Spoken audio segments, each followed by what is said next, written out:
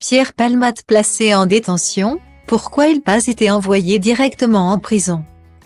Coup de tonnerre dans l'affaire Pierre Palmade, la Cour d'appel de Paris a rendu sa décision ce lundi 27 février 2023 sur son placement en détention provisoire.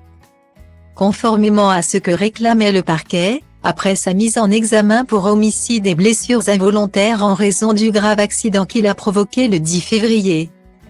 Des précisions sont désormais données sur les conditions de son statut.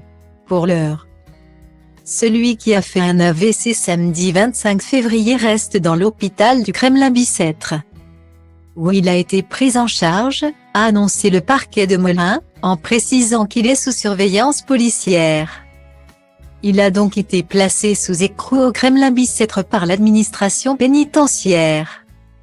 En raison de son état de santé, le procureur de la République de Melun a ainsi décidé que Pierre Palmade, 54 ans, est maintenu enfermé dans sa chambre d'hôpital au Kremlin-Bicêtre, sous la surveillance des forces de l'ordre.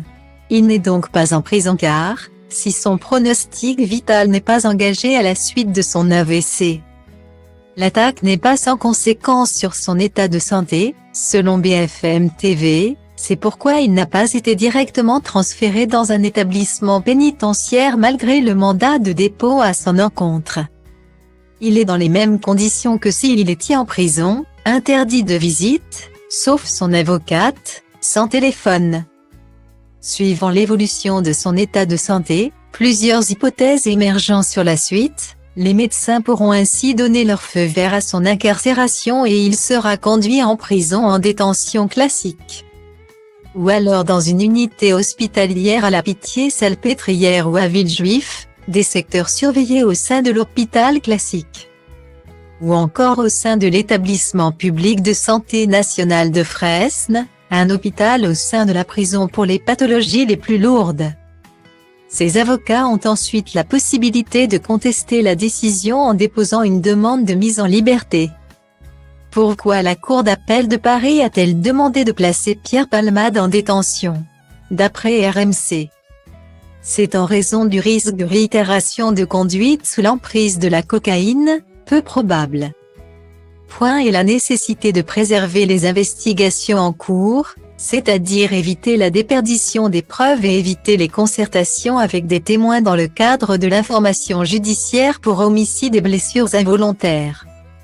Les victimes de la collision frontale causée par Pierre Palmade sont une femme, Mila, qui a perdu le bébé qu'elle portait. Elle est actuellement sortie de l'hôpital.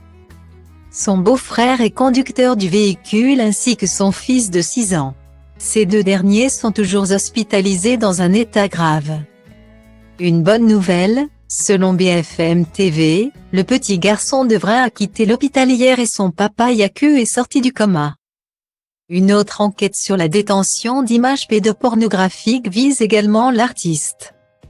Après un signalement effectué auprès des services de police, un homme a été mis en examen samedi pour diffusion et détention d'images pédopornographiques et placé sous contrôle judiciaire dans le cadre de cette enquête.